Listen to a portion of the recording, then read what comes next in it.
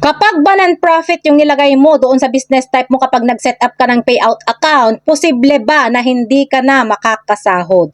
So, concern po ito ni Ma'am Virginia. Yes po, makakasahod ka pa rin na kahit non-profit yung gamit mo. Basta ang mahalaga, tugma lahat yung mga detalye sa iyong personal details, tax information, at saka sa payout method, yung bank account, PayPal account, or yung stablecoin. Yun nga lang, mas mahigpit yung mga requirements kapag non-profit. Dahil kailangan mong isubmit yung mga hinihingi nilang mga documents at dapat tugma din yung details doon sa pangalan ng Facebook account mo at doon sa details na isasubmit mo para siguradong makasahod ka dito kay Meta. Dahil ang monetization guys is personal na income mo yan.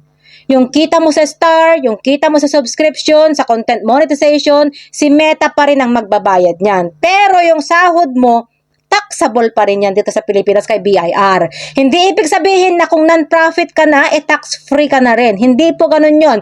Pero kung tunay na charity ka, ibang usapan na yon. At kailangan mo nang mag-register sa BIR. Kaya kung ang iniisip mo, kaya mo ginawang non-profit yan is para makaiwas sa tax, mali po yun. Dahil hindi po tinitingnan ng BIR yung settings ng ating Facebook account. Kundi ang tinitingnan ni BIR is kung pumasok na ba yung pera doon sa ating bank account, sa PayPal account, or doon sa ating GCash.